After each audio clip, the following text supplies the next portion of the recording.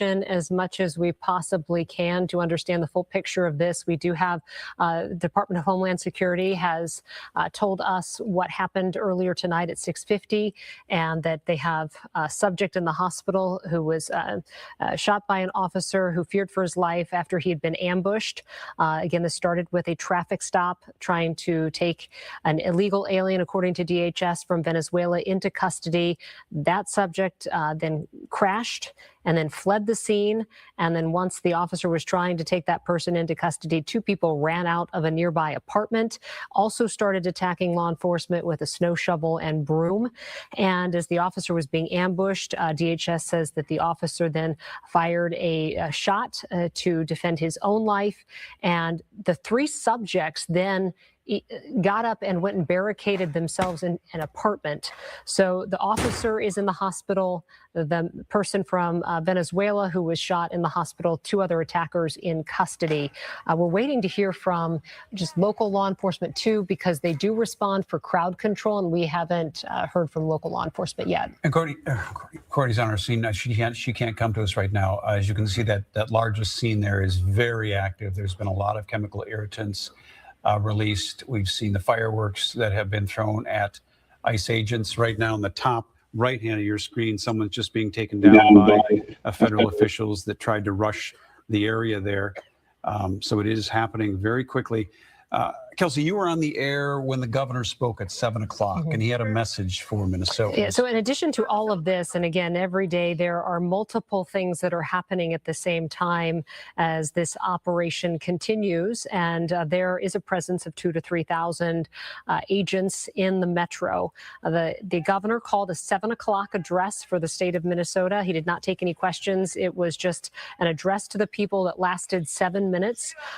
He said that he's addressing the people directly, saying that he is worried that people are being pulled over indiscriminately, and that he called the situation an occupation.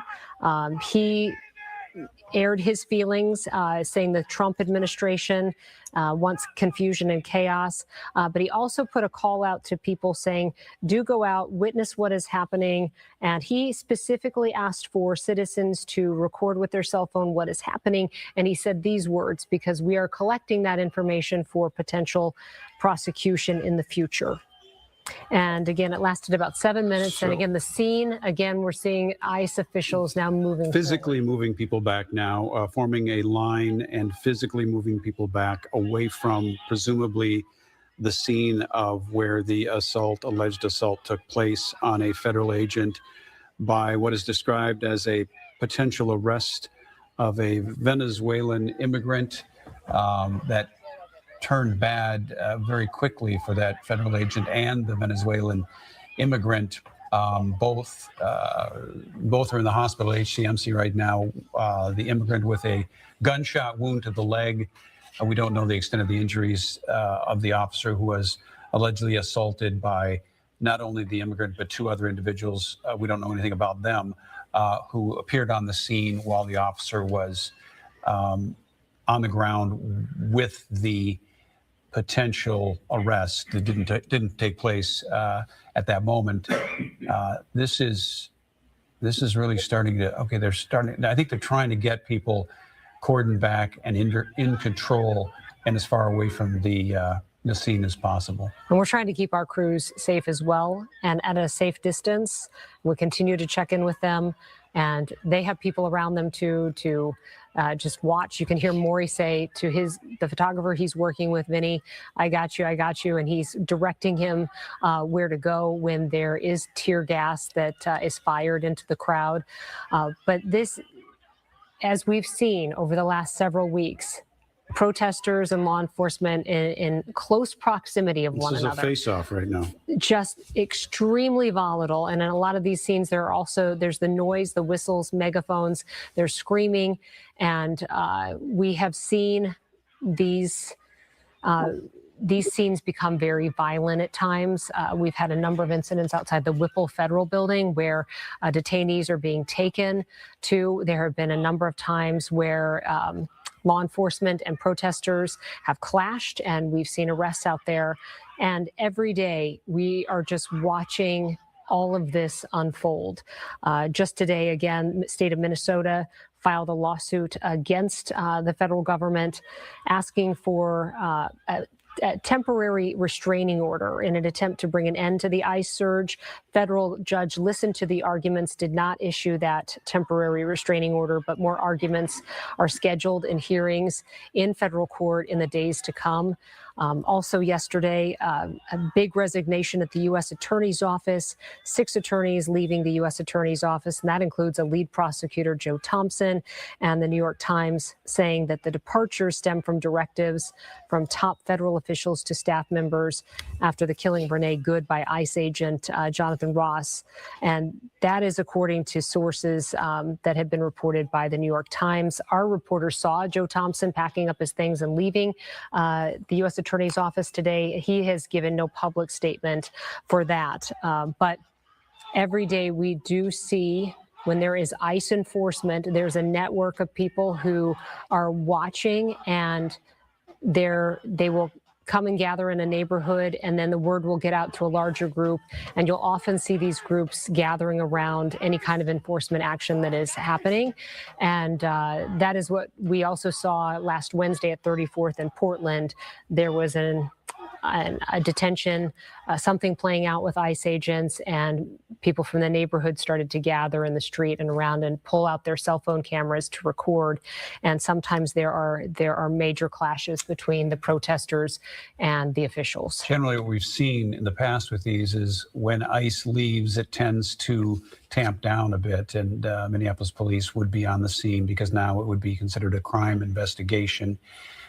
However, since it was an assault on a federal agent, it is highly possible and likely that the federal FBI would take over this investigation, much as they have with the Renee Good fatal shooting by a federal agent as well. So Minneapolis police come to these scenes when there are crowd control issues or there's been some sort of assault or crime committed.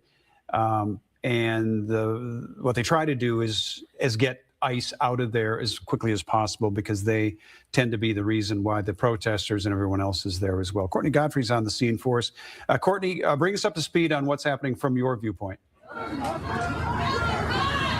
Yeah, well, everybody's moving pretty quickly around here. There was no more action over where we were. They seemed to be leaving the scene, so we followed to see where they were going. We're now at 23rd and Lyndale, and we're actually streaming off of our phone. So if the quality has dropped, I apologize for that, but we want to bring you as close as we possibly can to see what's going on down here. what you can see behind me, and hopefully we can pan over so that you can see what's going on. You can see law enforcement in riot gear. I can't exactly see. I think it's State Patrol in riot gear there, and they have been letting off flashbangs. I talked to a protester out here who said that she witnessed pepper spray being dispersed, and that there was pepper spray being used as a deterrent to try and get these protesters to move. I have not witnessed that yet myself, but we are seeing the flashbangs, we are hearing the flashbangs, and we see that they have created a physical barricade of law enforcement in riot gear, clearly trying to push this crowd back, trying to keep them out of the area. We also see protesters out here going right up to the line, and they're yelling at these individuals, these law enforcement individuals. We've seen them yelling at ICE agents. You can hear people with their whistles out here, just letting them know their displeasure with them and with ICE and with those ICE agents that are conducting these operations in Minneapolis right now. And these law enforcement agents are just holding the line here at Lyndale and 23rd, trying to keep the protesters off of that street there, trying to keep them away from the scene, which is about a block from here. All right, Courtney, thank you. That was great. We are seeing some of what you're talking about in off our other cameras too, and there is a great deal of chemical irritant being deployed at this point. There also was a new police line being put up just as we were talking about that. And right now in the full screen, you can see exactly how tight that line is between protesters and the ICE and other federal agents right there on the scene. It is intense. Yeah, and we see this often when protesters come face to face with these ICE agents. They are so close to one another. The tension continues to build. There is a lot of yelling. The scenes are very, very loud, as you can hear from our cameras here tonight. And we do hear some sirens in the background now in terms of these cameras. And you can see the aerial shot too. Is that a fire truck coming in? It's a little bit hard from our monitors to see with some. Yeah, we're going to try to take this aerial shot full, but there's an emergency vehicle of some kind that is coming into this crowd now. And so this is the ground shot. Again, if we could take the aerial shot. So, okay. So that looks like a fire truck is coming into the crowd now. And that's likely to create a better barrier. Yeah, and state law enforcement perhaps, or local law enforcement behind them as well. So, and it's on the move as this crowd We aren't aware of any grows. fire. For those of you listening at home, we aren't aware of any fire anywhere.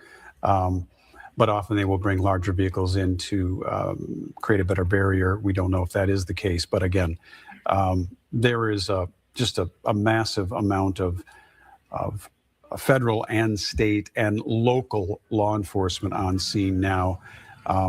It's safe. It's pretty safe to assume that a lot of folks that showed up there have no idea what may have occurred there earlier tonight, but they are there because ICE is there, and clearly there was some sort of event that they want to have a position on, and their position is we want ICE out. And you're looking at a shot on the ground there of the presence of federal officials still at the scene as we continue to watch this crowd. And at some points, like Courtney said, from her original location, the crowd was minimal, and she moved to a different location. We've seen from Maury's camera, the crowd is bigger in that spot. So there seems to be one particular line that we have shown a couple times where they're at the barrier where the crime scene tape has been roped around to create a perimeter, and they are face to face with each other. And again, periodically we will see tear gas that they'll launch if they feel like they need to get the crowd to move back. It's really hard to tell how many activists or observers are out there at this hour. It's dark in the perimeters of our camera shots there, but it's a very sizable crowd. Both Courtney and Maury Glover have reported that it was a growing crowd over the course of the last hour, and it does not seem to be tamping down.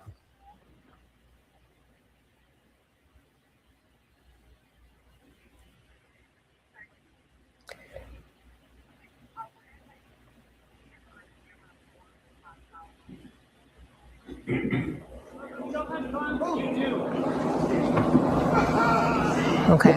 Yeah, we're going to take you back through the evening here. This traffic stop with an illegal alien from Venezuela started around 6:50 tonight. 10 minutes later, the governor was addressing Minnesota residents in a state address. And so let's go to Tim Blotz for just a look at all the pieces that we've been able to get information for tonight so far. You know, one of the main pieces, I think, Kelsey, is literally about 10 minutes before Governor Tim Walz went on the air tonight to address the state of Minnesota about the ongoing ICE enforcement.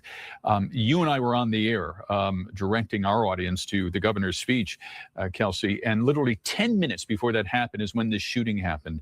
And, the governor had some main points that he wanted to make here tonight. And he said, look, I know this is scary. He said, we're all scared by this. I said, you're angry. I'm angry. Anger is not strong enough of a word, but he said you have to stay peaceful.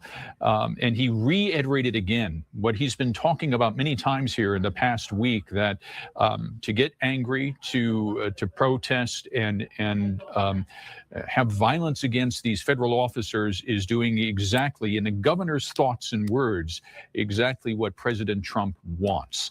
And he had very pointed messages for the administration here tonight. And he said, quote, to the president and Secretary Noem, end this occupation. You're done. Enough. All right, Maury is on site. Sorry, Tim. Thank you for that. Maury Glover, again, active around your site, it looks like. What do you have?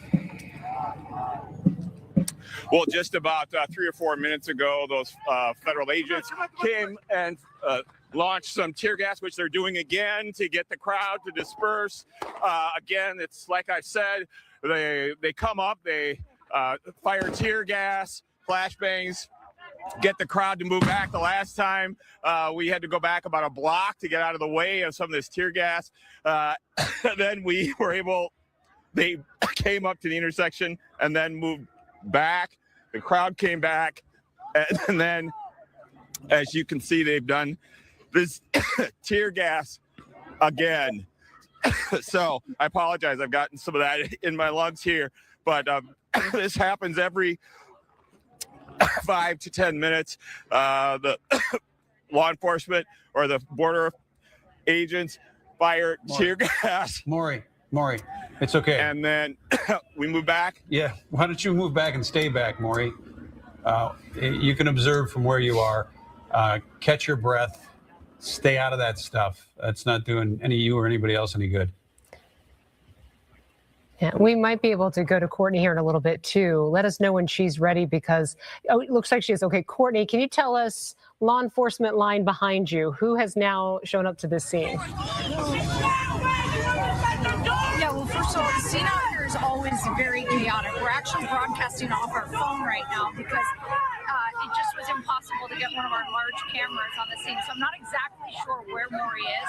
I'm thinking he's on the other side of Lindale right now, as they've set up a barrier, it appears, between 23rd and possibly 24th or 25th here on Lindale Avenue, where this all happened earlier in the evening. You can see a line of state patrol officers walking off about a 2 or 3 block stretch of Lindale Avenue here, and you can hear the protesters yelling at those state patrol officers. Something that we've heard them yell quite frequently is, why are you standing with them? You are part of our community. Don't stand with them. Don't protect them. Stand with us. You are part of our community. The State Patrol, at least on this side, has not engaged with us here. I have talked to protesters out here who say that they have been tear gassed in this region, that they witnessed the flashbangs, and that they backed up. It sounds like where Maury is, it might be a little more active, where they are having to disperse chemical irritants and use that to try and disperse the crowd. These protesters, I will say, are trying to stay a little more spread out. You'll see some of them getting up into the mix with the state patrol officers who are holding the line there. But for the most part, the protesters here are trying to stay a little spaced out, probably for their own safety. So we'll continue to bring you the news. We're actually a local news station, so thank you, though. Again, reporting live here tonight. We'll come back to you with more news as it unfolds. All right, the big development there behind Courtney, state troopers now setting up a barricade, part of a perimeter there to keep people back away from the scene. So now we're seeing some state law enforcement join in with crowd control tonight. If you have just joined us, there's a lot going on in Minneapolis right now, in the Hawthorne neighborhood of North Minneapolis. I'm going to give you some details of what the DHS has reported to us and released to the general public and the media in terms of what happened earlier in that neighborhood. It was shortly before 7 o'clock, and this is a release directly from them, so I'm reading it word for word, okay? Federal law enforcement officers were conducting a targeted traffic stop in Minneapolis of an illegal alien from Venezuela who was released into the country by Joe Biden in 2022. In an attempt to evade arrest, the subject fled the scene in his vehicle and crashed into a parked car. They go on to say the subject then fled on foot. The law enforcement officer caught up to the subject on foot and attempted to apprehend him when the subject began to resist and violently assault the officer. While the subject and the law enforcement officer were in a struggle on the ground, two subjects came out of a nearby apartment and also attacked the law enforcement officer with a snow shovel and a broom handle. As the officer was being ambushed and attacked by two individuals, the original subject got loose, began striking the officer with a shovel or a broomstick. Fearing for his life and safety as he was being ambushed by three individuals now, the officer fired a defensive shot to defend his life. The initial subject was shot in the leg or hit in the leg. All three subjects ran back into the apartment and barricaded themselves inside. The attacked officer and subject are both in the hospital. Both attackers are now in custody. That is DHS's version of what occurred at 6:50 p.m. tonight in that neighborhood. And from Maury, he hasn't been able to talk to anybody who witnessed what happened. He's under the impression a lot of people are just gathering because they heard about what happened, that there was ICE enforcement in this neighborhood, and then they have joined the crowd. So we do know a city council member was there initially. Latricia Vita told Maury that she had heard about a shooting, so she came down. She says that she wanted to create a situation of calm and then also help to get accurate information out to people because as we've seen, there's information that can spread and there's so much information that's just being shared minute by minute on social media in the weeks that we've seen all of this play out across the state of Minnesota. So, but we do know state law enforcement is there. We have the federal officials who are still on the scene, a good number of them. That is somebody who has dealt with the tear gas and the burning of their eyes. They're using water to wash that out right now. As the crowd builds and gets closer to those federal officials, you'll start to see them push back the line again, fireworks going off against the agents then deploying that tear gas to try to get control of the crowd. It is an active crime scene where the alleged assault took place of that federal agent. And so the perimeters that have been set up are there to protect that crime scene. I think we can assess that the investigators are on the scene. We can also probably predict that this will be another FBI investigation versus a local law enforcement or BCA investigation, since it did involve, again, a federal agent. And this federal agent was allegedly attacked and discharged his weapon as a result, striking that individual. So the investigation is underway, undoubtedly, and we can presume that it will probably be done, for the most part, by federal law enforcement. Right. We haven't heard anything from state officials. Nothing. The Bureau of Criminal Apprehension, which is the state law enforcement body, we are seeing some more. There's an ambulance now coming to the scene in addition to that fire truck that was helping to create a barrier between the crowd and the crime scene. This is a North Memorial ambulance. And then we've got some fire officials coming into the scene as well. But we're waiting to get more information from Minneapolis police about their involvement right now with crowd control, and as well as the state. And another North Memorial vehicle is coming into the scene. As far as I know, and unless someone in the newsroom can tell me otherwise, we have not heard anything from Minneapolis Mayor Jacob Fry, Governor Walz, or local law enforcement on what occurred there tonight or what's being done to keep this under control as we move through the evening here. I presume that at some point someone will come out and say something, but so far, as far as I know, nothing. Yeah, what are the concerns right now is it is dark and we do have a growing crowd at times. You can see from the aerial shots there the number of flashing lights, and then from the ground you can see the number of agents that are still they're stationed across the roadway. They're creating a perimeter to keep people out of the crime scene. You can see it's a neighborhood street that we're talking about, so these are narrow roads. They are letting some traffic around the area, but we have seen more. We've seen more first responder vehicles coming in. Yeah, and presumably some of that would be based on the number of chemical irritants that have been deployed and other things that have been rocketed through the crowd and at law enforcement officers. There may have been some injuries there tonight as a result of this crowd gathering and the back and forth between law enforcement and protesters. These are all scenes from various angles around that area of 6th Street, North 6th Street and 24th Avenue North in North Minneapolis in the Hawthorne neighborhood. We've tried to give people as many views as we can come up with to get a sense for how big the scene is, how many people are there, how many law enforcement personnel are there, and how it's been unfolding throughout the last 2.5 hours. And it has been intense at times, to say the least. Yeah, and these are residential streets, so you know, they're narrow streets, and this is a residential neighborhood that all of this is taking place in. Let us know if Courtney or Maury are available again to talk, and we'll go back out to them on the scene. But again, you just, by watching these pictures, you can get a sense of what it's been like out there. We don't really have a good feel for whether or not they feel like they have crowd control at this point, but ICE officials are staying on this scene. Yeah, and what has happened in the past is certainly what happened a week ago with the shooting death of Renee Good. That scene did not get under control until ICE agents left the scene. Once an investigation begins, ICE agents, generally speaking, can and do often leave the scene. Maury Glover has been on the scene since it unfolded. He joins us now live with more on. First of all, Maury, how you doing? You were coughing up a lung last time we talked to you.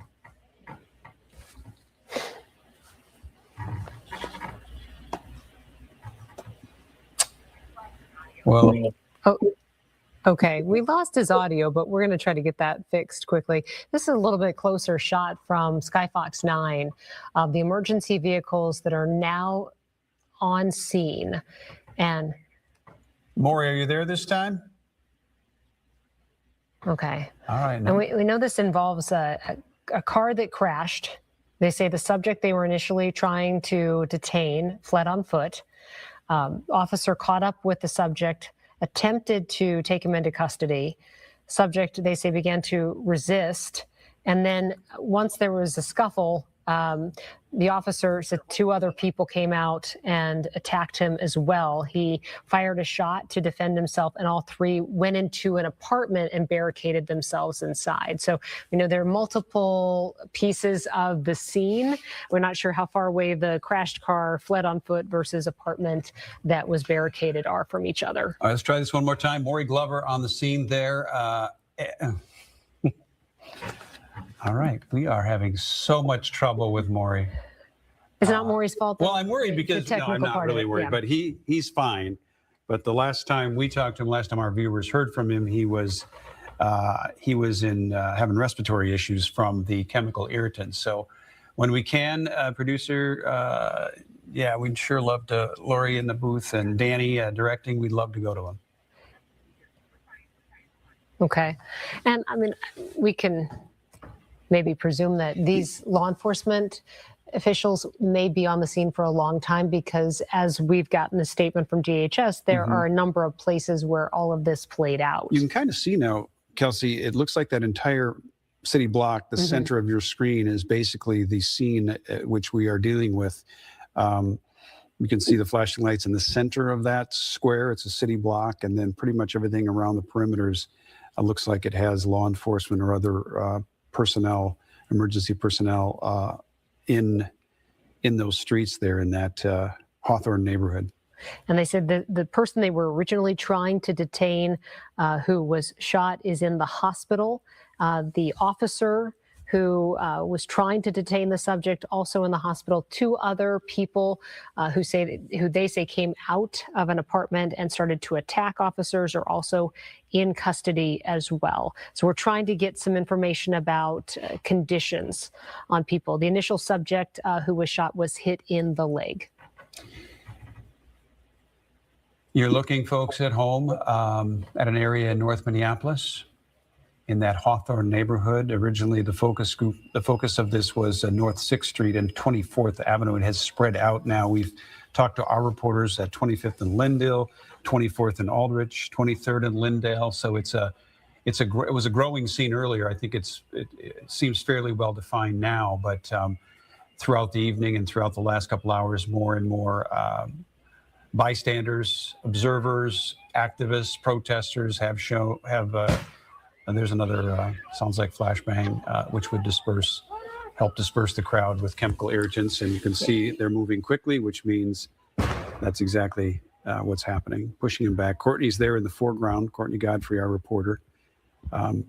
We'll go to our reporters when it's safe for us to go to them, and when they can technically come to us as well. So folks at home, just bear with us on going to our on-scene reporters. We're only going to do it when it's safe for them and everybody else. So in the meantime, let's look at those images. You're seeing from various angles that area that we've been talking about from the sky and from different points of view. The most active one on the left side of your screen, left center there, where the law enforcement on scene are pushing the crowd back, continue to move them back. Courtney Godfrey is there, and she joins us now live with what she's experiencing on that scene. Courtney?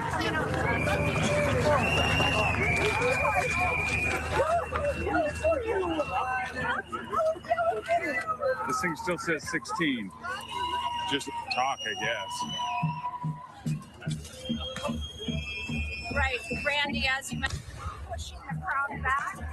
Saw law enforcement, the state patrol, right? Watch out. Those are flashbangs. They did disperse some chemical irritant. We're moving with the crowd just for our own safety.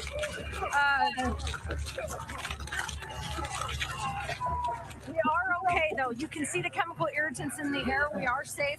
We're just backing away. That's exactly what law enforcement wants to happen when they disperse those flashbangs and that chemical irritant. They're trying to get the crowd to back up. It's really icy out here. But you can see people, I don't think I can. You can see people dispersing this way. We can feel the chemical irritant in our lungs and our noses.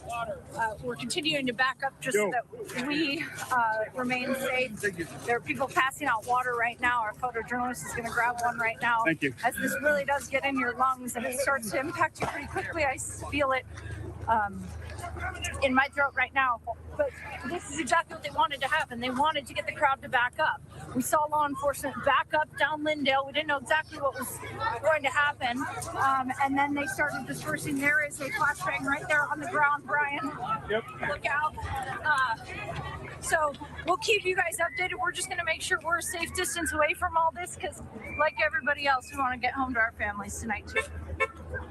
We need you guys to be safe, and on top of everything, the sidewalks are very slick out there too as you're trying to make your way down the street quickly. We'll check in with them when it is safe to do so. All right, we do have some information about 10:15. Mayor Fry and Chief O'Hara are going to address the public, and so we're just getting that information about the media briefing here. Yeah, the Mayor Fry, again, then this is coming from a release that the city just put out. Mayor Fry is again demanding that ICE leave the city and state immediately. These are his words. We stand by our immigrant and refugee communities. Know that you have our full support. Again, that's at 10:15. The mayor and Chief Brian O'Hara are going to come to the podium and speak about what happened here tonight, and certainly we will take that live. And then we may get some more information at that time, or at least have the opportunity to ask what is protocol at the scene, who's in charge of the scene, how are local and state officials assisting, or what is their role at the scene right now, and then what do we know about injuries and what unfolded here and what will be happening with this scene in the hours to come, because we're seeing more emergency vehicles show up now. And so at 10:15, again, we're going to hear from Mayor Fry and Chief O'Hara from Minneapolis Police. All right, Maury is ready to talk with us. And so, Maury, we just saw Courtney move back because of more tear gas. And tell us what you're seeing at your location. Well, conversely, things have calmed down quite a bit here in the last 20 minutes or so. The border agents or the federal agents who were here at 25th and Lyndale moved back down towards 24th and Lyndale, and the street opened up. And so, as you can see, there are people who are walking along the street all the way now and have access down to 24th. That was not the case when I first arrived here about an hour or so ago. People were stuck kind of here, and we're having kind of, I wouldn't say clashes, but we're going back and forth with these federal agents. The federal agents had formed a line. The crowd would come up to that line. Federal agents would fire tear gas, push the crowd back. The crowd would retreat, and then the federal agents would come up a little bit, and then they'd retreat, and the crowd would move forward. That has happened a number of times here tonight. One of the last times we got caught in that chemical irritant and kind of got in my lungs and eyes. And so we kind of had to take a little break for a second. As you can see, it looks like they deployed something down there at the corner right now. Fireworks going off, if that's a firework. Not sure what that is, but the crowd obviously starting to run back up this way. So this is clearly still a fluid situation that's still going on, but just right before we came to you, things had calmed down and things were pretty quiet. So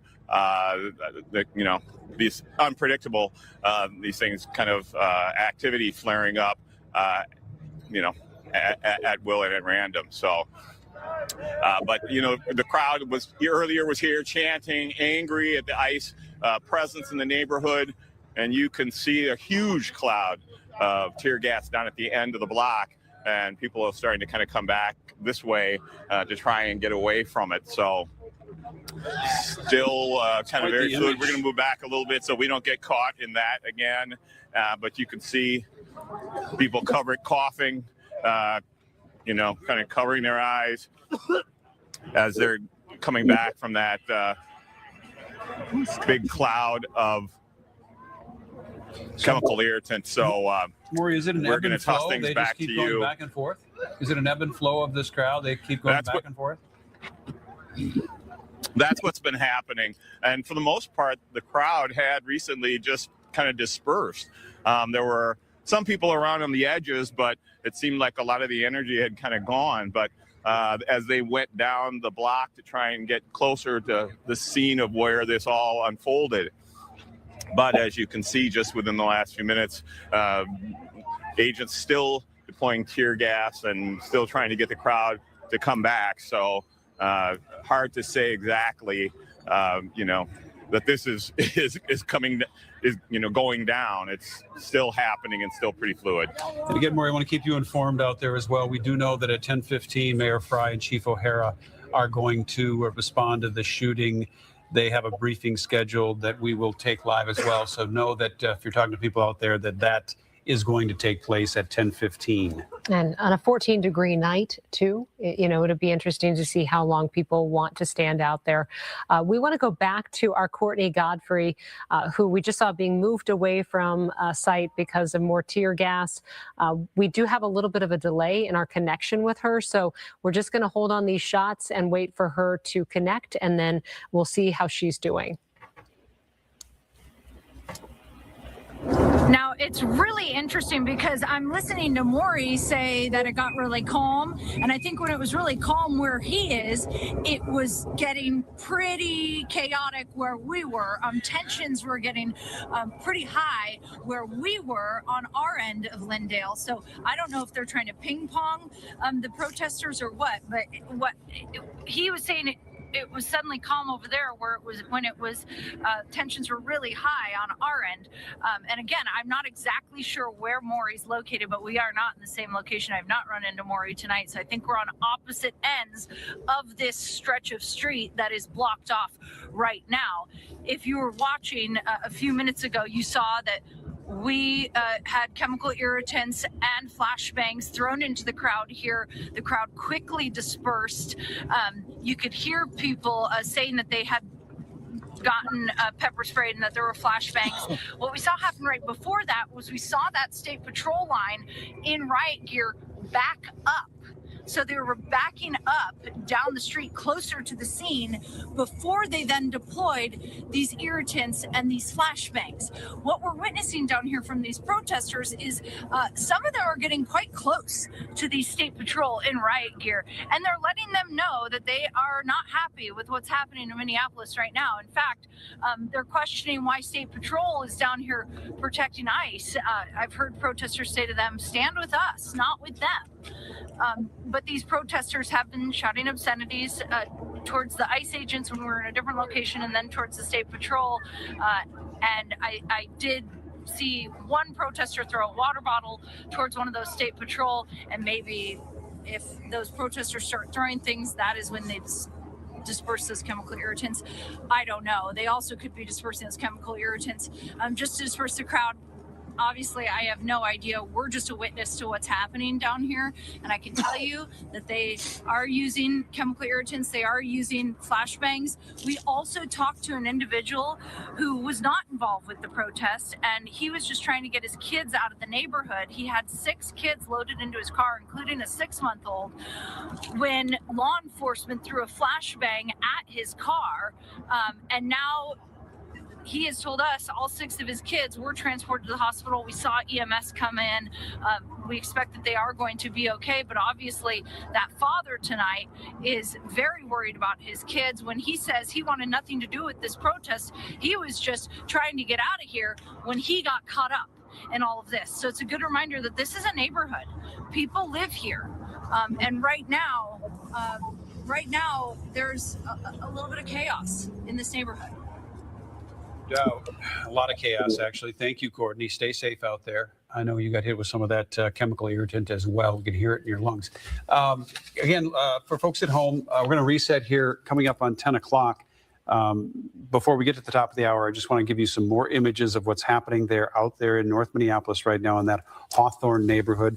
23rd in Lindale, 24th in Aldrich, 25th in Lindale, North 6th Street and 24th Avenue North. That's sort of the epicenter for where all this is happening from an event that occurred at 6:50 tonight. So let's go over what DHS says about what happened earlier tonight with a traffic stop in Minneapolis. They say that they had an officer pursuing somebody who was in the country illegally from Venezuela, who was the subject of a traffic stop. They say that person tried to evade arrest by driving off. He then crashed his vehicle into a parked car. We don't know the location of that, but we know there are multiple parts of this scene. The subject then apparently fled on foot. Law enforcement officers from ICE tried to catch up with him on foot, and then apparently there was a scuffle between them. Law enforcement says that this subject tried to resist and violently assault the officer.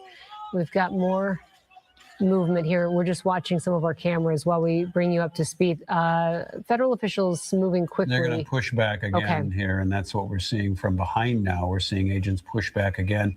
As Maury Glover pointed out, it's this back and forth, this ebb and flow of pushing the crowd back with chemical irritants, a lot of them, and then the crowd backing up, and then as soon as the irritants are done, they move back into the perimeters.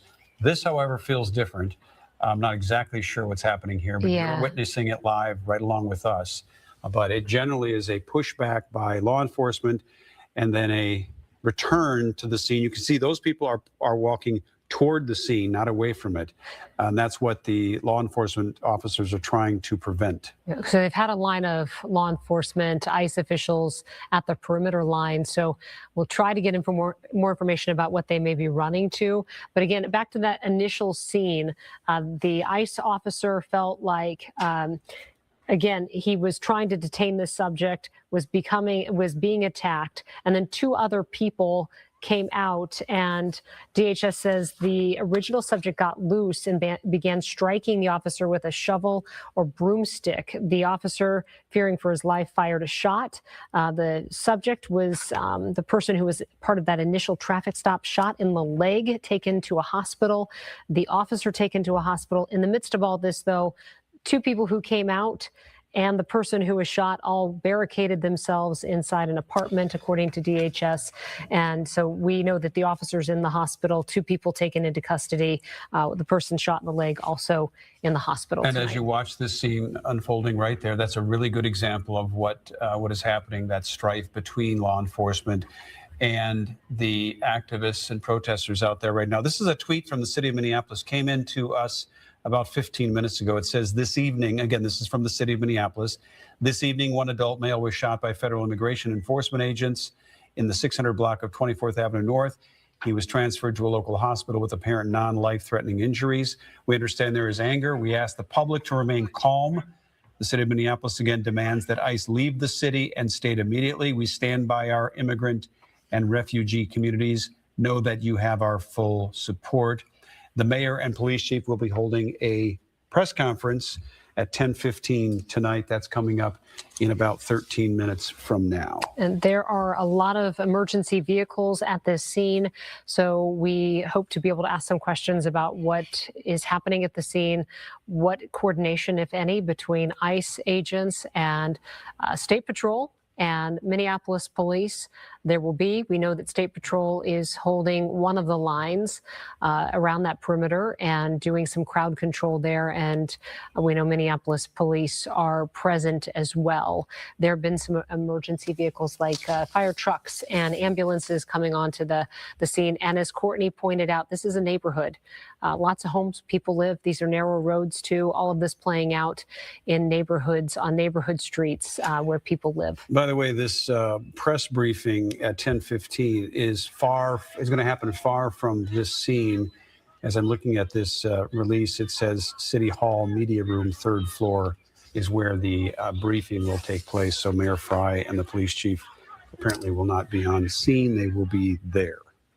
And again, it's probably been a while since we kind of gave a more specific location, but the original scene said to be in the 600 block of 24th Avenue North near 6th Street North in the Hawthorne neighborhood.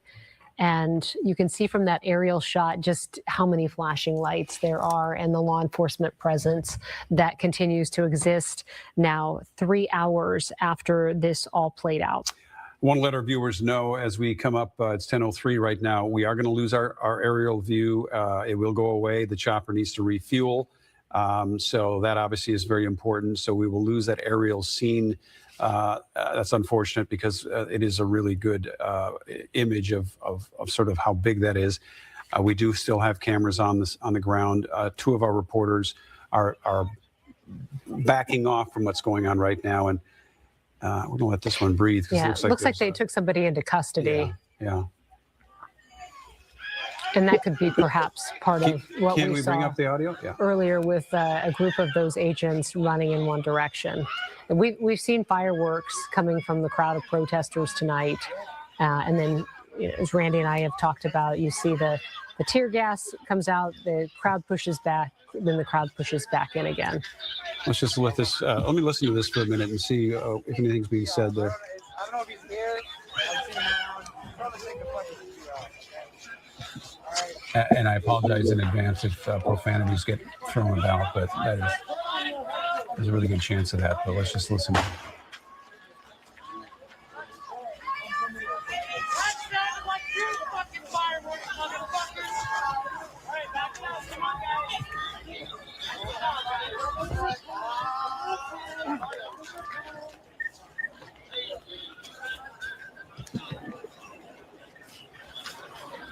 There's the perimeter with that police tape set up now, and you can see how close people get with their phones and with their words and their whistles. You have among this crowd, you have protesters, you have observers. They're constitutional observers, or legal observers is another term that's used. Those are two separate entities. And then you have what law enforcement calls agitators. These are what these crowds are generally made up of, and they all believe they have a purpose there. And as Courtney said, there are people in the neighborhood who are trying to leave the area too. People from the neighborhood who are coming outside just to see what's happening, trying to get information, which is what City Council member Latricia Vita told Maury now about an hour and a half ago. She said she came down because she was going to try to help get accurate information to people who are out there wondering what was going on. Well, the sidebars to all this, we've seen people, it is glare ice out there. That packed down snow has now become ice in many of those side streets and alleys. And we've seen people go down. Our own photojournalist went down as well, but you can see how tenuous the footsteps are out there for some of the people that are there now. So we're about 9 minutes away from this news conference with Minneapolis Police Chief Brian O'Hara and Mayor Jacob Fry. That's going to be at 10:15. We will take that live, and we anticipate that they will allow questions from our reporters, and we hope to get some more information about what's going to happen beyond 10:15 tonight too. How will they handle this scene, if there's any coordination at all to try to manage crowds? One of the coincidental events that occurred tonight, Governor Walz did address the Minnesota public tonight, giving his feelings and his thoughts. Our Tim Blotz is in the newsroom. Tim, you were on air when the governor gave his statement. Can you fill us in on what his messaging was? And again, this was at 7 o'clock, so some 3 hours ago. Key messages that he was trying to deliver to the state here tonight. And he had a specific message for the president and Secretary Noem. And he said, I'm going to quote him here, "End this occupation. You've done enough." End quote. He said that, and again, I'm going to paraphrase him here. He says, "I know you're angry. I'm angry. Anger is not a strong enough word, but please stay peaceful." And again, he urged residents, begged them almost, to stay restrained as much as they can, not to give the presidential administration any more reason to send more federal agents to the Twin Cities. And then he said this, he said, quote, "Carry your phone with you at all time. If you see something happen, hit record." And then he went on to elaborate and say that this will help us establish a record for future prosecution. So those were some of his main messages that he was trying to get out there tonight. He opened up his speech by saying, look, we've got 2,000 to 3,000 armed agents that have been deployed in Minnesota. His words, 2,000 to 3,000. And he said, this is a campaign of organized brutality against the people of Minnesota. Again, another quote. So you could tell that there was a lot of anger in his temperament as he was speaking to the people of Minnesota tonight, but still urging them to be calm, exercise your First Amendment right, but don't provoke the federal agents because it will only lead to more violence and more agents coming into Minnesota. Randy? All right, Jim, thank you. That is helpful, especially considering that the police chief and Minneapolis Mayor Jacob Fry will be taking to the mic, we're told, in approximately 6 minutes from now at 10:15 from City Hall. They are going to address what occurred here tonight. And we also presume, as they often do, call for calm as well. The only way to disperse a crowd like this is once they get enough information, they generally will tamp it down, will disperse. You can see they're still putting up a police tape, a police line there as well, trying to hold that line on that in that area of North 6th Street. And it's been an uneasy time for people in the community, for law enforcement.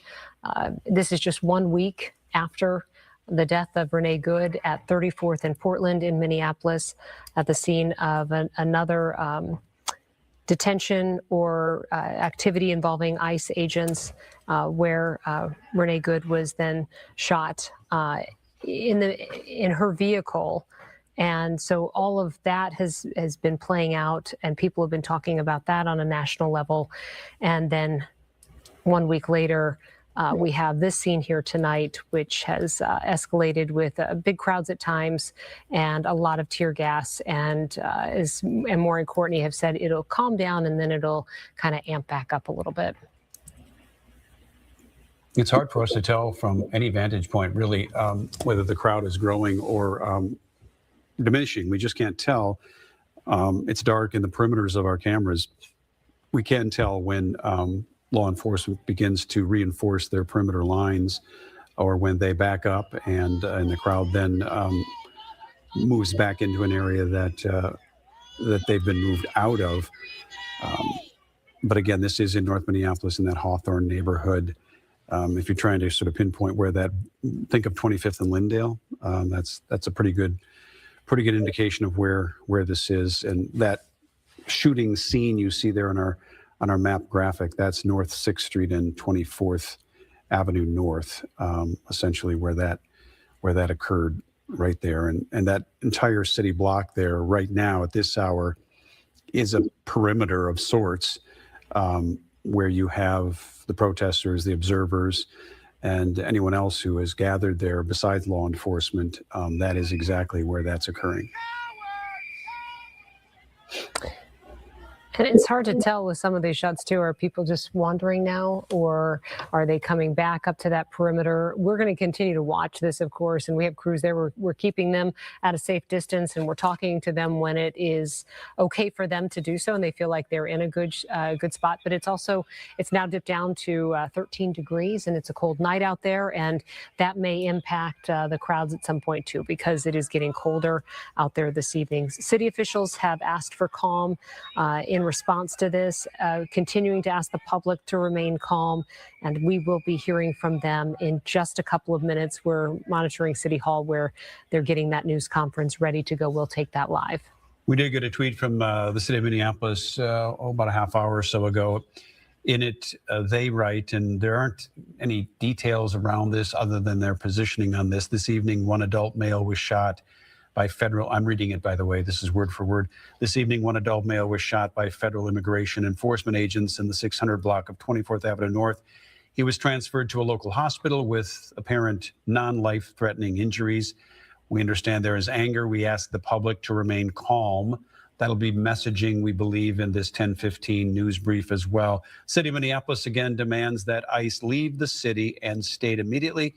Again, I'm quoting, "We stand by our immigrant and refugee communities. Know that you have our full support." Again, that was a half hour ago. The first statement that came from the city was this one. Okay, we're getting a new shot of a vehicle with hazards on. We do know that this did start with a traffic stop, so maybe we can get some communication with our crews out there too. We don't know if that's part of the scene, because there are multiple pieces of where this played out, including an apartment. There was the foot chase on the street, and then nope, that's not. I mean, well, we're not sure why our crews are showing us this specifically right now, but we know that they're just stopped for a moment, but it started with a traffic stop. And then that person hit a parked car, and then, according to DHS, fled on foot. Then the officer gave chase. It feels like things are calming down. I mean, it's really hard for me to tell. There's a wider shot there. We haven't seen any of the chemical irritants deployed in the last few minutes. The crowd seems to be fairly stationary. Those that have gathered are at the police line that was set up. That is the area that they ebb and flow from, but it does seem like things have calmed down somewhat in the last half hour. You can see the federal agent there talking to the crowd, presumably telling them to stay back. It looks like he's motioning with his hand. They are right there in front of them, as you can see. If we can't just listen in for just a moment.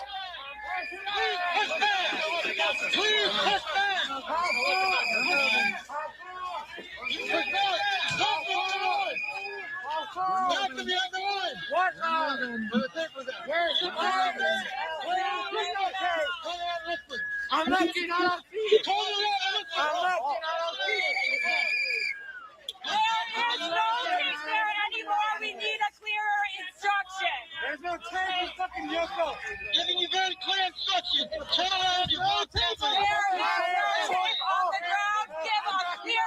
destruction. I'm backing up.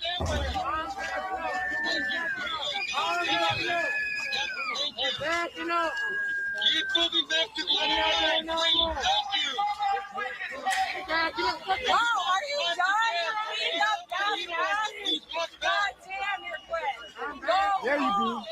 I'm backing What state mover do you guys do? This is a really good example of the interaction between agents and the community when these things occur, when these gatherings occur. This is a really good example of what both parties go through and do in a situation like this. And we're just going to let you listen because this is the reality of where we are now.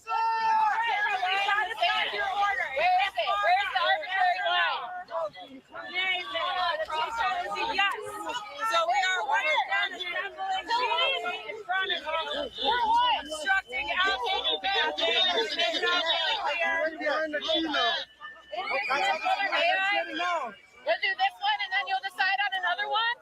Or how many times? You guys are free to leave if you want.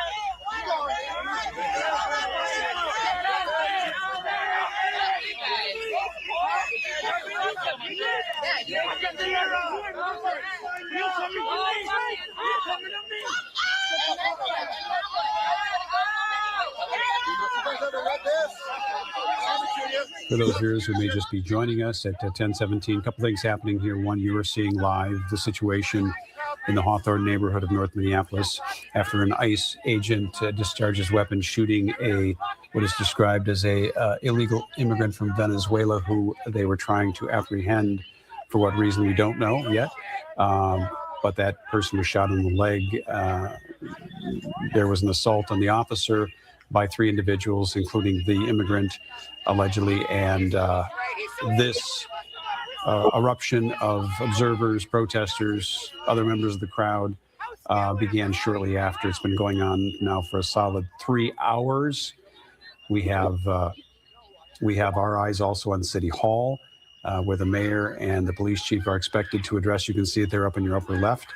That's at City Hall, where the mayor and the police chief are expected to hold a briefing in a matter of minutes as well. And we are keeping our Fox 9 eyes on all of this stuff for you tonight, as we are seeing it and witnessing it live as well. Yeah.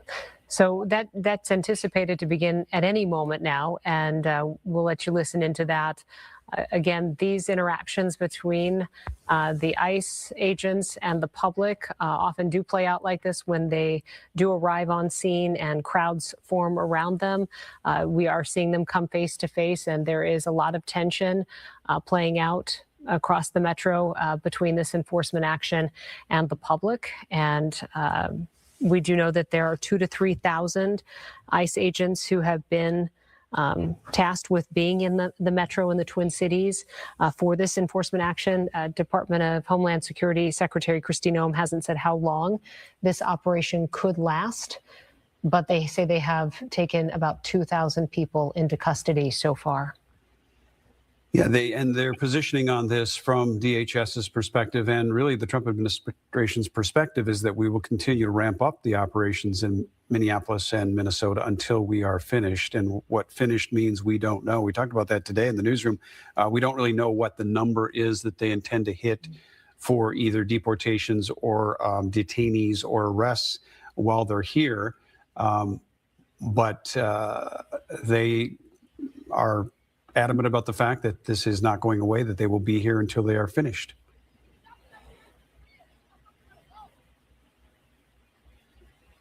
So again, this is the Hawthorne neighborhood around North 24th Avenue and North 6th Street tonight. A good number of ICE agents still on scene at that perimeter line around the scene where all of this took place earlier this evening. We have State Patrol out there as well, and a lot of local law enforcement vehicles. We'll find out, hopefully from the police chief in a few moments, just what the role of every agency will be and what will happen in terms of an investigation, since there was, this is an officer-involved shooting tonight, and a condition update potentially as well. And whether or not in this investigation BCA would be part of that or not. and what will happen to this particular scene in this Minneapolis neighborhood in the hours to come tonight, too. And when we talk about condition updates, we do have a condition update from the city on the alleged illegal immigrant from Venezuela who was shot in the leg as a non-life-threatening injury. The federal agent was assaulted by 3 individuals. At least that is the position of the DHS when this went down. That agent is also in the hospital. We don't know the extent of that person's injuries. Was said to have been beaten with a snow shovel and a broom or broom handle. And so we are waiting for a condition report on that individual as well. But I think to Kelsey's point, what we expect to hear from both the mayor and the police chief is calm. They would like to see calm. They will again call for ICE to leave the state of Minnesota and the city of Minneapolis. And the mantra, at least up to this point, has been you're making things worse rather than better. We will wait to see if that is, again, the messaging that comes out of City Hall tonight. And we have our camera views at the scene. We'll also continue to show you in one of the boxes that podium for the press conference because we're monitoring that closely at City Hall so that we can take it as soon as they're ready to speak. But we'll continue to just have these camera views up while we're waiting so that you can see the scene. Our Skyfox 9 had to go back for some more fuel, so we don't have that aerial shot anymore. But the aerial shot was very helpful in terms of knowing just how large the size was, the one block area that they'd had blocked off, and how many emergency vehicles are really lined up in that area, and just how narrow all the streets are, because we're talking about these neighborhood streets. And so it's a compact little area that they are around right now, with some neighbors saying that they wanted to get out of the area, a lot of onlookers, protesters, people who are trying to go face to face with the ICE agents there at the perimeter too. I'm being told, as we monitor social media from the newsroom as well, that there are just a plethora of rumors rolling around on social media tonight, none of which have been, from our perspective, confirmed. So we're hoping that part of what will happen at this press briefing coming up, and there's some activity there in the top of our screen, will be to allay some of those rumors and get some facts out there so that people can wrap their heads around what did and did not happen here tonight in the Hawthorne neighborhood. Again, ironically speaking, this is 1 week to the day of when Renee Good was shot by a federal agent fatally. This shooting does not appear at this point to be anything near that. It seems to be a person wounded in the leg, with a federal agent also assaulted and wounded from being beaten. Those are the details that we have, at least at this point. And it does seem like we're in a period of calm, where the crowds aren't really moving a whole lot. So they are making way for some vehicles that are coming in. And so we'll, we have crews out there. We'll only go to them when it's safe to talk with them, and they're in a good place. They've had to endure a lot of the tear gas, which gets into their lungs, makes it very difficult to talk, and they've had to keep moving so that they continue to be in a safe position. And if you're trying to understand exactly, because we can't see it from the air, the agents are trying to protect a crime scene, which is a relatively, as we understand it, small area. And by doing that, they keep pushing the crowd of people back away from that crime scene, which we presume is already, an investigation is already underway there. And in an effort to protect that crime scene, they have set up a perimeter with police barrier tape, and that's what they're trying to protect, really from 4 different sides. Right. And so our cameras are set up in as many of those as we can muster. And the crowd is trying to get as close as they can to those crime scene tapes or police tapes. And that's been the back and forth now for going on 3 hours. And there will be some questions about the investigation itself. Last week, there was an initial announcement that the FBI and BCA would be working together on an investigation into the death of Renee Good. But then the next day, we were told that the FBI would be working on this solely without the BCA. our state officials have said they want the BCA involved for transparency. And so this is a question that we'll ask tonight, too. Who's handling the investigation? How will we get information about what happened? And, to your point about rumors, it takes time to get information. It just does. But in the day and age of social media, all that time that we're all waiting to get accurate information, a lot of rumors can circulate quickly, spread quickly. Even videos that have nothing to do sometimes with a scene can circulate quickly. It's just the nature of what we are living in today. Now, I see there in the center of your screen on the left side or right side of your screen that the perimeter tape is being torn down. It appears to me that if that's the case, that the ICE agents have moved off away from that zone at least. And I'm not suggesting that they're taking it down, but it looks like someone is taking it down from that angle. Now we've moved to a much wider shot, closer in this standoff of sorts between those on site and federal agents. This is the scene from there's the podium, by the way, that City Hall, where Mayor Fry and Chief Brian O'Hara will address the public in, we believe, a matter of minutes. It was set for 10:15, but as is often the case with these, it happens when it happens. Right. They may still be getting a number of people together, and we know that the mayor and the police chief will be speaking, but we don't know if there will be other local officials, state officials that will join in on this news conference as well, because State Patrol is on scene too. And we did hear from the governor in a state address earlier this evening. So interesting to watch that top right hand. There's a conversation going on between federal agents and those there, and the federal agents now appear to be leaving, backing up. Maybe we can take that camera by itself. Can we take that one forward for a second, Lori? Yeah, thank you. That's it. So the perimeter has likely been lessened. Let's just listen in here for a second.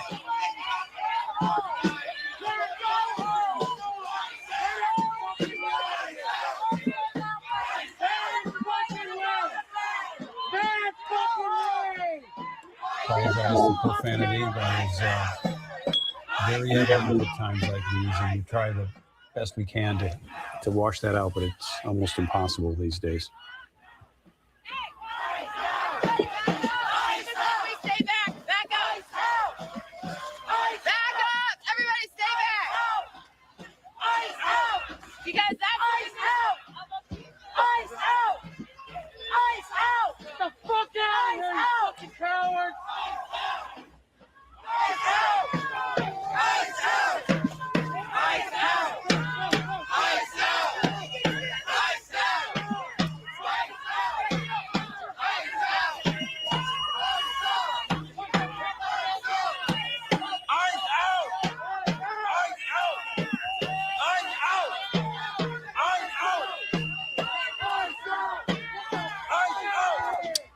All right, let's take that presser with Mayor Fry and Chief O'Hara. Fry at the podium first. Second in a week.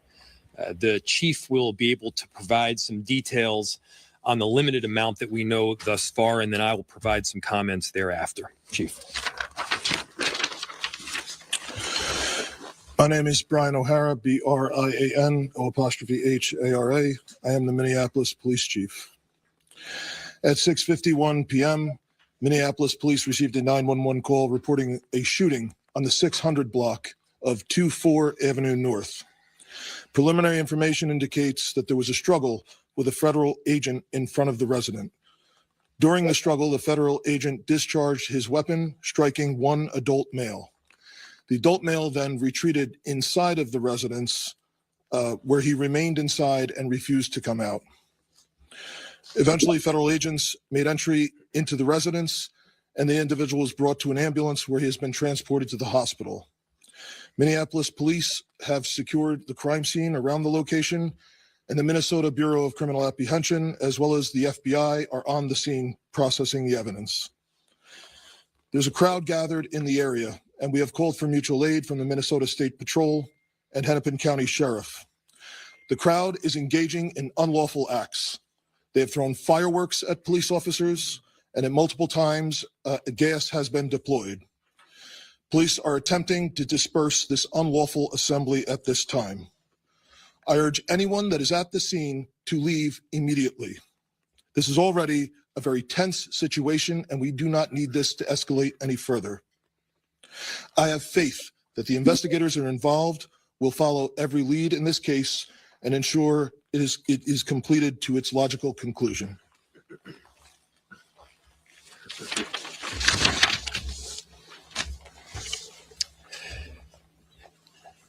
There's still a lot that we don't know at this time, but what I can tell you for certain is that this is not sustainable. This is an impossible situation that our city is presently being put in. And at the same time, we are trying to find a way forward to keep people safe, to protect our neighbors, to maintain order. And we're in a position right now where we have residents that are asking the very limited number of police officers that we have to fight ICE agents on the street, to stand by their neighbors. We cannot be at a place right now in America where we have two governmental entities that are literally fighting one another. Why are we put in this position? We're put in this position because we have approximately 600 police officers in Minneapolis, far fewer that are able to work at any given time. And there are approximately 3,000 ICE agents in the area. 3,000. The 600 police officers that we have are charged on any given day with investigating crime, stopping homicides from taking place, preventing carjackings. That's the work of a police officer in a city. Meanwhile, we have ICE agents throughout our city and throughout our state who, along with Border Control, are creating chaos. This is not the path that we should be on right now in America. Thankfully, there's another path. And I want to talk to everybody who's out there, even people who aren't living in Minneapolis right now. Maybe you just put your kids to bed. Maybe you're cleaning up the dishes. I'm sure you love your family. There's no doubt in my mind that you love your town. Imagine if that city or that town was suddenly invaded by thousands of federal agents that do not share the values that you hold dear. Imagine if your daily routines were disrupted. The local cafe that you eat at was shut down because they're scared that their own family might get torn apart. Imagine if schools shut down and suddenly parents got to figure out what to do for daycare. This is not creating safety.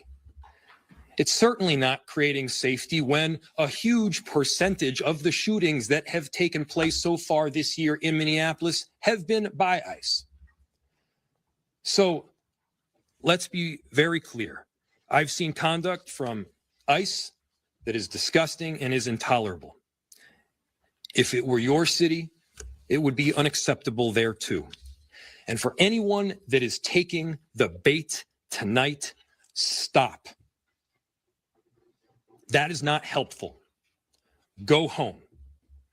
We cannot counter Donald Trump's chaos with our own brand of chaos. And I have seen thousands of people throughout our city peacefully protesting. For those that have peacefully protested, I applaud you. For those that are taking the bait, you are not helping, and you are not helping the undocumented immigrants in our city. You are not helping the people that call this place home.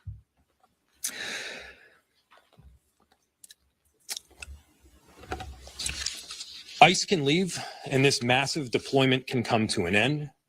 We have filed litigation to hopefully make it so, and at the same time, I'm deeply concerned that we don't have that kind of time. This is already the second shooting that we've had in a week. People are scared. The atmosphere is tense. But again, there is another option. We can stop going down this route together. We'll open it to any questions. there are some of the rumors that are circulating on social media that Franklin and updates of little boy were involved in this. Is that true or not true at all? So there were reports initially that there was more than one person shot. That is not true. There is one person that's been shot. It is a non-life-threatening injury, and they have been transported to the hospital. The remainder of the residence has been cleared. We did have one call of, I believe, a woman having an anxiety attack in the basement of the same residence, the same building. But to my understanding, no one else has been transported to the hospital. No children involved in this? To my understanding, no. DHS has said that 2 other people came out of an apartment and started attacking the officer with shovels, and that the original person that they were looking for also did that. What has your investigation told you so far? So the question was that people had come out of the residence and attacked federal law enforcement with shovels. The understanding that we have at this time is that this incident began on 94. The individual drove towards the residence, had some sort of accident outside the residence, ran towards the house, and got into a struggle with federal law enforcement. I believe there's a broom and like a snow shovel that's on the scene. And yes, I have heard information that that some individual, at least one person, may have assaulted federal law enforcement. Yes. I am not aware if that's the same person who was shot or if that's someone else. Will MPD be doing its own investigation of what happened? The question was, will MPD be doing an investigation of what happened? I requested the Minnesota Bureau of Criminal Investigation, Criminal Apprehension to respond, and they are on scene. You were saying that there was unlawful protesting. Can you be a little bit more specific? The question was about unlawful protesting. It has absolutely become an unlawful assembly. There are individuals throwing fireworks at police officers, individuals throwing ice, rocks, other projectiles at police officers. It is well past the line, and people need to leave. What kind of communication, if any of you, have with federal law enforcement tonight? The question was communication with federal law enforcement tonight. That communication was all on the scene. It was primarily related to trying to ensure that we were getting medical aid because we had a report of a shooting, and then also to try and ensure that we could maintain the integrity of the crime scene so that there could be an investigation into what occurred. Do you know what the condition of the person shot is? And we're also told that Asian was injured and taken to the hospital. Do you have any updates on either condition? I have no updates on either condition. It's my understanding that this is a non-life-threatening gunshot wound. Can you talk about anything you know about that initial stop that started on 94, that initial chase, if you will, and anything you know about the person that they were following? So I know nothing about the person that they were following. And then the rest of the question was about the initial chase. It's my understanding that we have some other 911 call indicating that someone from the house was calling, saying that the person in the car was running from ICE. I was driving towards the residence. That's my understanding.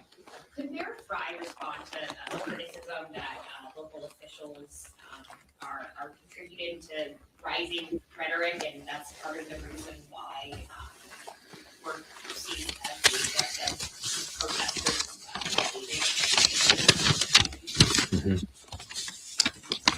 What rhetoric? So the question was, can I respond to rhetoric? What rhetoric? Says that there's rhetoric from local officials that they say has just kind of taken up the temperature of everything that's going on. So the question was, there has been the accusation that local officials have perhaps taken up the temperature in Minneapolis. First, I'll say, show me a single place where I have encouraged anything other than peace. Show me a single place where we have encouraged violence. I have said from the get-go to people in Minneapolis, do not take the bait. We are better than that. I have encouraged peaceful protest, and I'll say it again, I am inspired by the tens of thousands of people who have in fact peacefully protested and fairly documented with transparency what is taking place. That is allowed in any city in the country.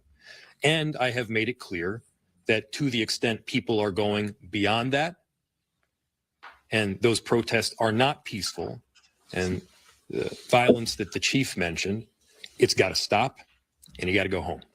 2 more questions. If this situation is not sustainable, as you said a few minutes ago, where do you go from here? What options do you as mayor have from this point forward? Yeah. So just yesterday or the day before, I'm losing track of the days here, Minneapolis, along with St. Paul and the Attorney General's office at the state, filed a lawsuit. That lawsuit outlined the duress that our city is presently experiencing and how making people safe in our city is made all the more difficult based on the presence of ICE. We are hopeful that we will succeed ultimately in that lawsuit. Of course, my concern is that yet another shooting will take place. Yet another person will be injured or killed. This is not a new concern. The chief and I have been laying this concern out for well over a month at this point. This is not sustainable. Our officers, they are working tirelessly. Again, we have about 600 officers. There's about 3,000 ICE agents in border control. We need our officers responding to the basic day-to-day 911 calls. We don't have the capacity to both deal with that and all of this conduct that we're seeing from ICE on the daily basis. You know, earlier today and yesterday, I was out on a couple of major commercial corridors in our city. People are scared. You know, there's basic rights that you should have to be able to live safely in your neighborhood, to be able to go downstairs and head to the cafe or the flower shop. The people that would normally keep up these shops, American citizens, by the way, many of them, are terrified because American citizens are getting picked up off the street by people in masks. That's not the way things should be conducted in any city in America. That's not who we are. That's not America. So I'm calling for peace. Everybody has a role in achieving that peace. And we're going to try to do everything that we can to keep it.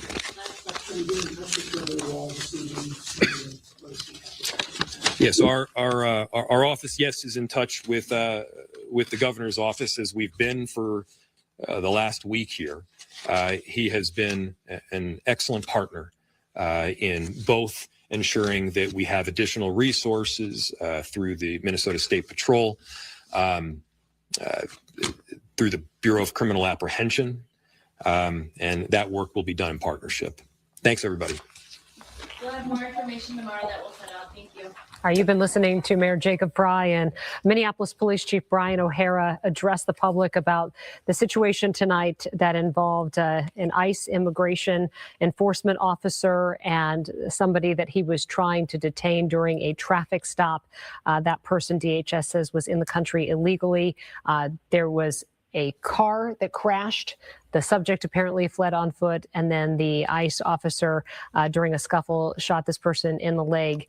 So there was also people that apparently came out and started attacking the ICE officer as well. Those 2 people, we've been told by DHS, are in custody.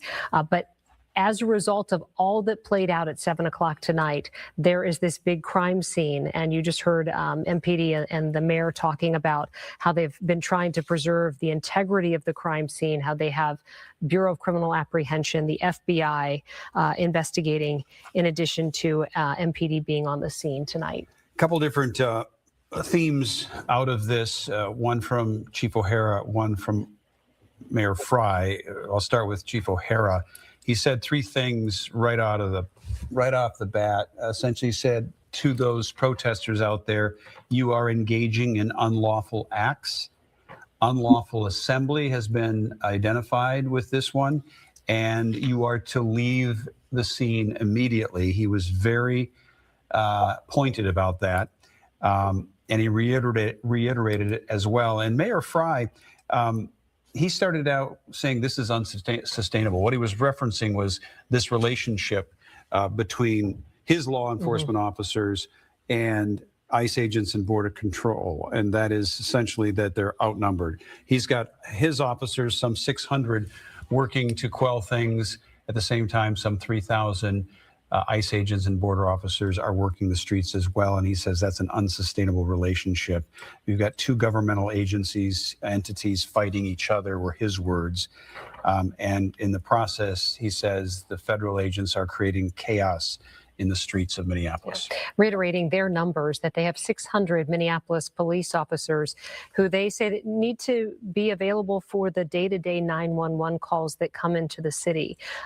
Compare that to the 2,000 to 3,000 ICE agents that are present in the metro right now. And again, saying the words, we have two government entities that are fighting one another. This is not sustainable. The police chief saying that the people out there tonight creating an unlawful assembly that has to stop. He says that there are people throwing ice, rocks, launching fireworks at officers on the scene. And again, they are trying to maintain the integrity of the crime scene. One thing that is different from last week is that they say that BCA, the Bureau of Criminal Apprehension, state investigators are working with the FBI on this investigation at this point. I will say the mayor has been consistent in his messaging to the general public, to those protesters who are not towing the line. He said, and this was a direct reference to anyone out there listening, he says, for anyone taking the bait, and they've said before, don't take the bait.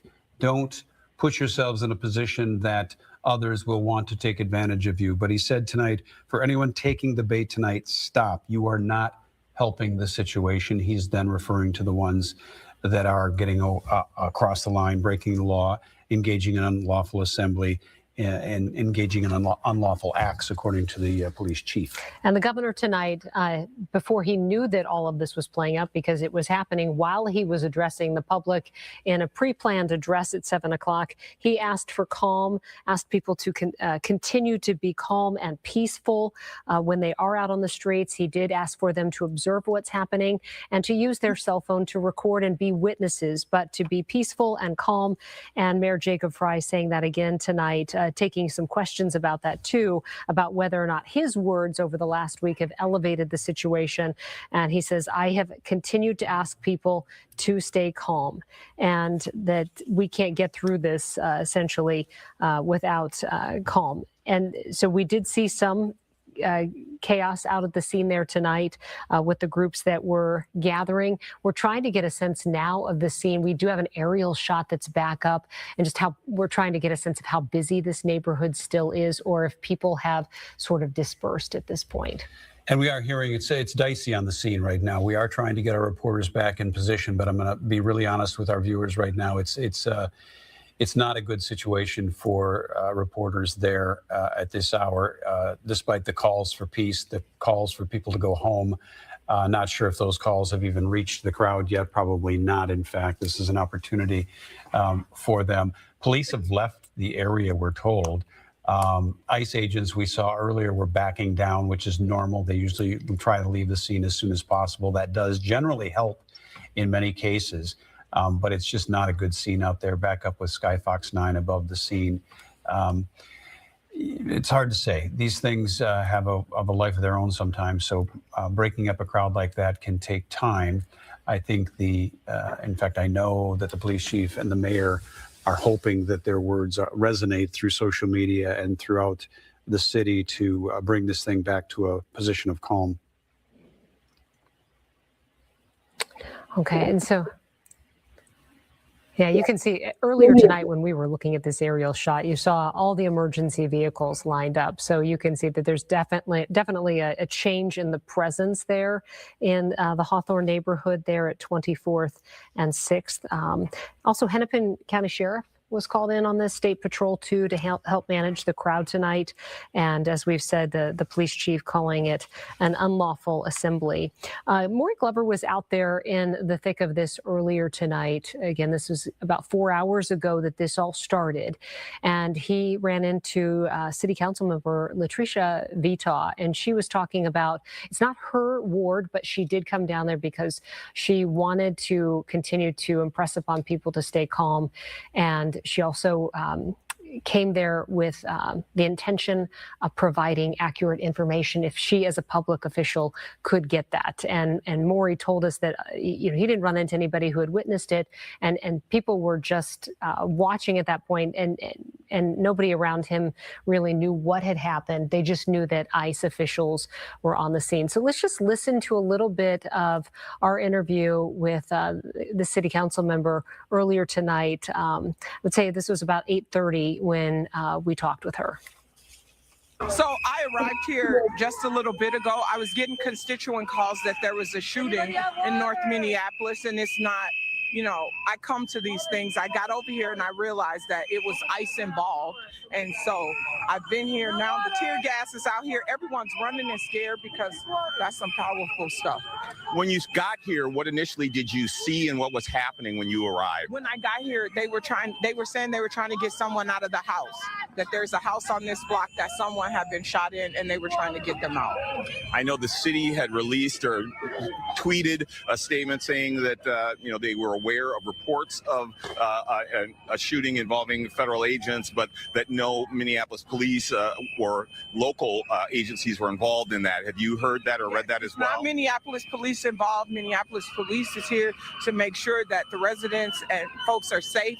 They're definitely not involved. And I think now the BCA is on the scene and ICE is trying to clear out. What are your thoughts about what you're seeing and if these reports are true, if this is another person that... It's just so scary, and there's so much misinformation that goes out, and then there's real things happening. And so I think it's just getting scarier and scarier for people. I know for me, the calls I got from my constituents, everyone was scared. This isn't the ward that I represent, but people want someone to show up and let them know what's going on. And what's your purpose in being here? What are you trying to do? My purpose is to come together with folks and get the situation calmed down, to make sure people are getting the right information and that we don't see more, bad things happening because people think something else is going on that's not going on. I think having key information is important in these times. And what's the message have you been hearing from people who were here, and has anybody said they saw what happened? Nobody, I haven't heard from anyone saying they saw what happened, but I'm just hearing from people that they're really scared.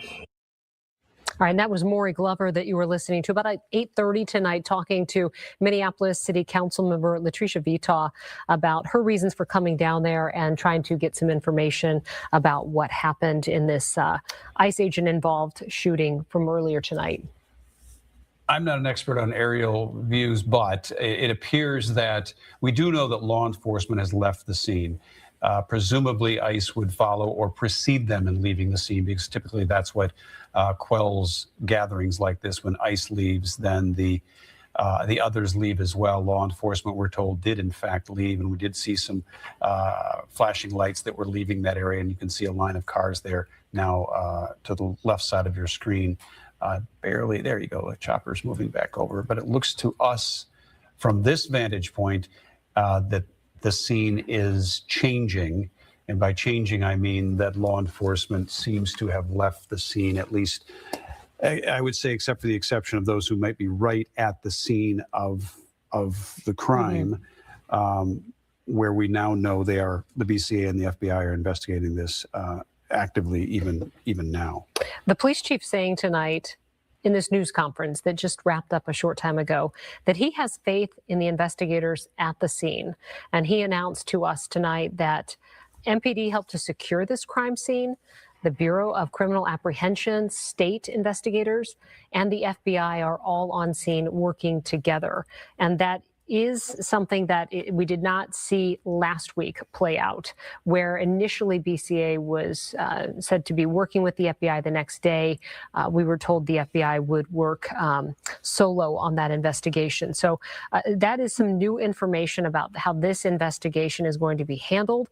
And again, the police chief saying that he has faith in investigators at the scene.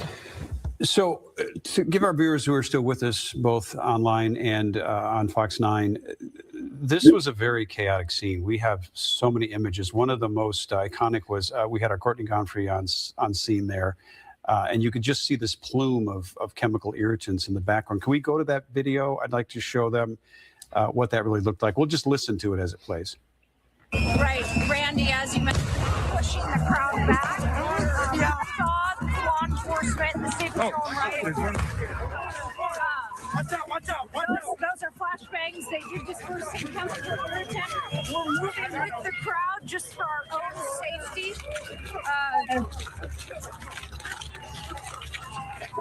We are okay, though. You can see the chemical irritants in the air. We are safe.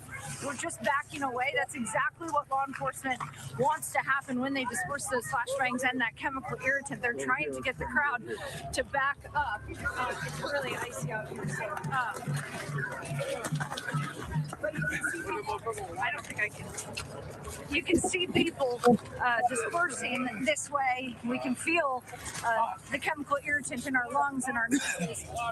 We're continuing to back up just so that we remain safe. There are people passing out water right now. Our photojournalist is going to grab one right now. Thank you. As this really does get in your lungs and it starts to impact you pretty quickly. I feel it in my throat right now. But this is exactly what they wanted to happen. They wanted to get the crowd to back up. We saw law enforcement back up down Lyndale. We didn't know exactly what was going to happen. And then they started dispersing. There is a flashbang right there on the ground, Brian. Yep. Look out. So we'll keep you guys updated. We're just going to make sure we're a safe distance away from all this because, like everybody else, we want to get home to our families tonight, too.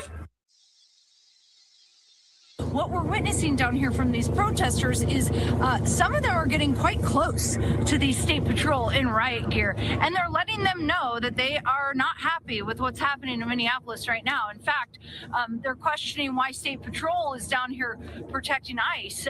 I've heard protesters say to them, stand with us, not with them. But these protesters have been shouting obscenities towards the ICE agents when we were in a different location and then towards the state patrol.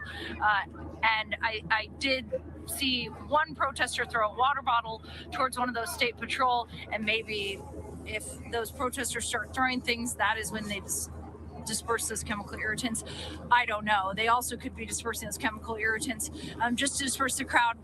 Obviously, I have no idea. We're just a witness to what's happening down here. And I can tell you that they are using chemical irritants. They are using flashbangs. We also talked to an individual who was not involved with the protest, and he was just trying to get his kids out of the neighborhood. He had 6 kids loaded into his car, including a 6-month-old, when law enforcement threw a flashbang at his car.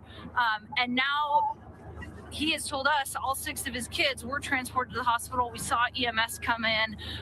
We expect that they are going to be okay, but obviously that father tonight is very worried about his kids. When he says he wanted nothing to do with this protest, he was just trying to get out of here when he got caught up in all of this. So it's a good reminder that this is a neighborhood. People live here. And right now, there's a little bit of chaos in this neighborhood. Again, that was earlier tonight. Our Courtney Godfrey on the scene. Not that much earlier, but it was certainly a different scene there. Again, now we're seeing it live. When we see it live, we're seeing it from high above. It has gotten honestly too dangerous for our reporters to be in that area. Right there at the scene, and so we have pulled them back. Law enforcement has left that scene, and protesters remain. We do want to show you what we have been seeing throughout the night for the last 2.5, 3 hours with ICE officials who are on the scene, and then the protesters who are coming up to that perimeter that they had that area that they had cordoned off for this crime scene. So this is what we were watching play out we went on the air at 8:30 tonight, and have been on the air since. And until law enforcement left the scene, we saw, and Chief O'Hara said in the news conference a little bit ago, things were being thrown at the officers like fireworks. You see those fireworks going off right there, and then you see the tear gas in response, ice, rocks, and other objects being thrown at agents there tonight. And this is just one area. This was happening at different times in about 4 different areas in in that block of basically it was 24th and Lyndale, 23rd and Aldrich, then North 6th and 24th Avenue North there in that Hawthorne neighborhood, and it was perimeters that were being set up and then pushed back. The law enforcement on the scene would send out the chemical irritants, push the crowd back. They would then come back into the scene, and this was this dance that was going on for two and a half hours in the last. Started about shortly after 7 o'clock. Right. Okay.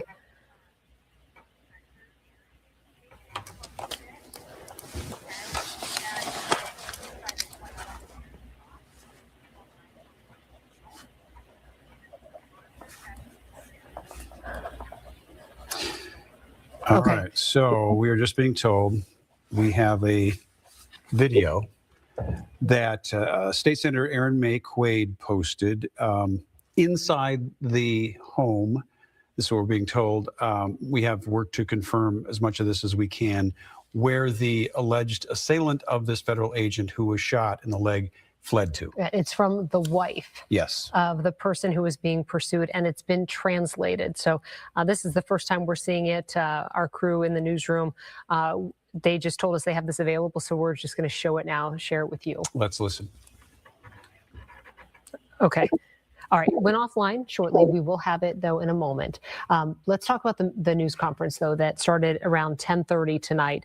The mayor saying, again, you've got these government entities that are fighting each other. This is not sustainable. And talking about the chaos that is following a lot of what's going on every single day now.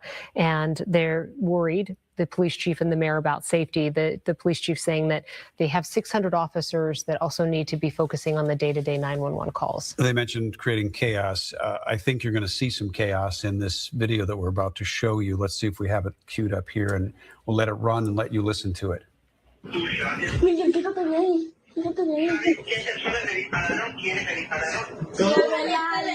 venían persiguiendo a mi marido hace como media hora, lo estaban tratando de chocar.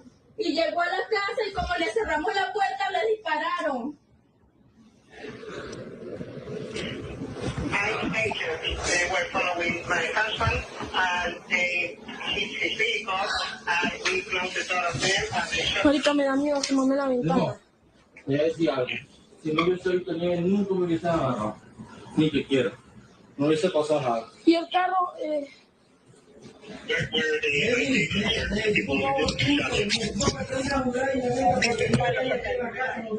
Están aquí abajo afuera tratando de entrar a la casa. Por favor, necesitamos ayuda. Que me pongas ahí para yo enseñarlo, para que venga a hacernos ayuda.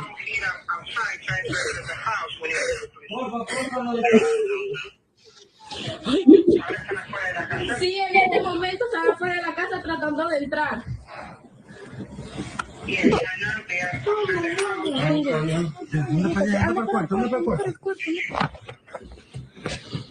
Están abriendo un carro. ¿Ese es el suyo? ¿Cuál? Están abriendo un carro en la parte de atrás.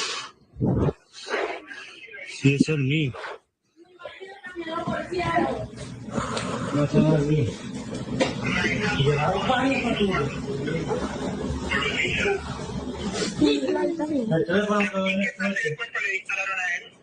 En la pierna. Mira que dispararon la puerta. So we saw that at the same time you all did. It was a 911 call by, we're told, the wife of the person who the federal agents were pursuing, who had been shot in the leg. Yeah, and the police chief did say during the news conference that they did receive a 911 call from inside the home. That video being shared by State Senator Aaron May Quaid with the translation that you see on the screen. We do know that one person was shot in the leg as a result. Non-life-threatening injuries. Non-life-threatening injuries. The officer who was involved in this initial traffic stop, too, we're told was taken to the hospital for evaluation, and then 2 other people were taken into custody as a result of this scuffle that apparently played out, where the officers said he was ambushed by additional people while he was trying to make an arrest. As we wrap this up tonight, there's been a lot thrown at our viewers and those of us that are watching online as well. Note, I think if there's a message out of the city that we can relay from city leaders, it's that you need to remain calm, stop engaging in unlawful acts. The other part of that messaging was from the mayor to ICE and the federal government to it's time to leave. This is not sustainable. This back and forth between local law enforcement and the government agencies is too much. It's creating chaos. But they're urging people to not take what they describe as the bait. And one big note from that news conference is that the BCA and the FBI are working together on this investigation, and MPD was able to secure the crime scene. So there is some coordination of these agencies that is being talked about, and we learned that tonight too. We will certainly follow this throughout the night. We'll have much more on Fox 9 Morning News as well. But in the meantime, take your time, go to bed. We'll pick this up again in the morning, and we'll get as many facts as we can as they continue to unfold. It is an active investigation, so more details likely to come out tomorrow.